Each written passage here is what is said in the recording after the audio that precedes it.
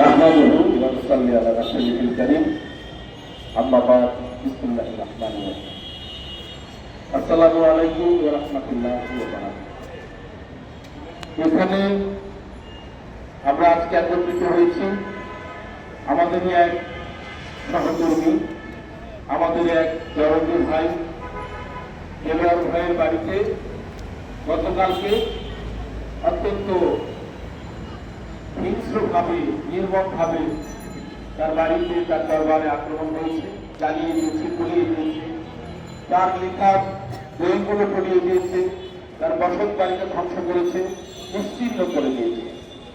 সেই প্রতিবাদে তথা গোটা বাংলাদেশে এখন এই সফিবাদকে, ফকিরিকে, সাধুবাদকে মানে সাধু সন্ত ফকির দরবেশ অলিয়া উলিয়া গাউস কুতুবদের দর্শনের বিরুদ্ধে, তাদের মতবাদের বিরুদ্ধে যেভাবে নিপীড়ন চলছে, নির্যাতন চলছে, এই দর্শনকে হত্যা করার জন্য, এই মতবাদকে ধ্বংস করার জন্য যে নীল নকশা করে একের পর এক তথাকথিত তৌহিদি জনতার নাম দিয়ে যেই অপকর্মগুলো হচ্ছে তার প্রতিবাদে আমরা দাঁড়িয়েছি।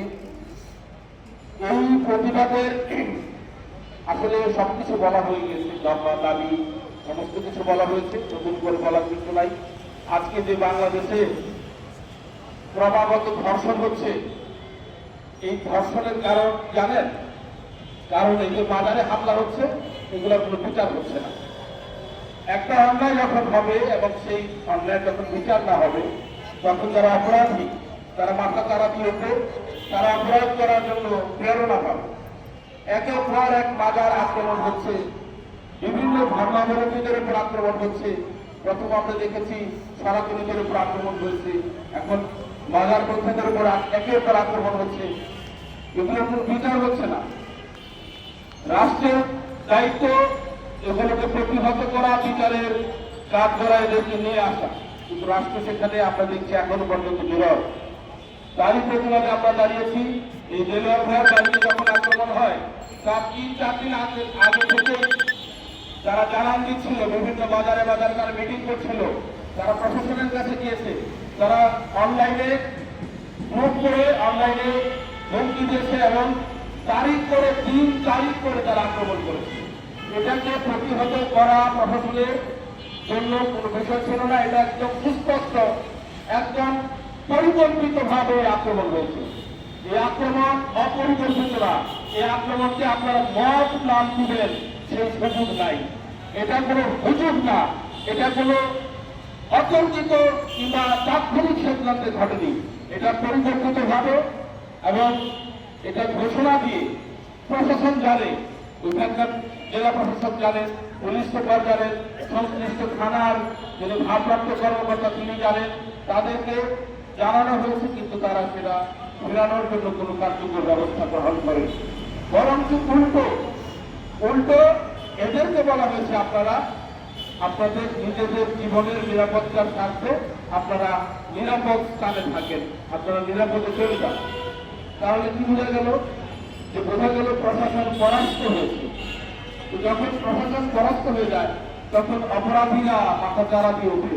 এই যে চুরি ডাকাতি হচ্ছে, এই যে ধর্ষণ হচ্ছে, এটার কিন্তু কারণ এটাই, কারণ বিচার ব্যবস্থা প্রশাসনের অবস্থা খুব লাঘব হয়ে গেছে। এবং তারা জেনে শুনে যারা প্রত্যেকটা বাজারের আক্রমণ কারা করেছে এটা বের করা যায়, তদন্ত করলে বের হয়ে আসে। তৌহিদি জনতা, সচেতন নাগরিক সমাজ এরকম একটা নাম দিয়ে এরকম আক্রমণ হচ্ছে।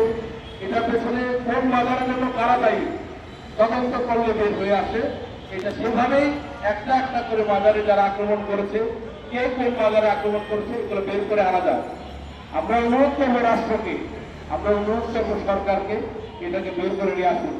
আমরা কোন সরকারের পক্ষ নই, আমরা কোন রাজনৈতিক দলের পক্ষ নই।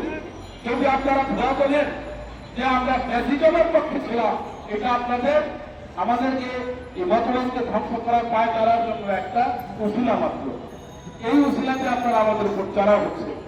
কোন ফ্যাসিবাদের সাথে আমরা জড়িত না।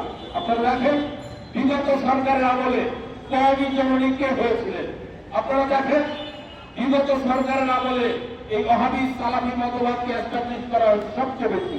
বিগত সমরভঙ্গের আমলে তারা বেশি পৃষ্ঠপোষকতা পেয়েছিলেন, যারা আজকের মাজারগুলো ভাঙতেছে তারাই কিন্তু বেশি পৃষ্ঠপোষকতা পেয়েছিলেন, তাদের জন্য বরাদ্দ হয়েছিল সবচেয়ে বেশি।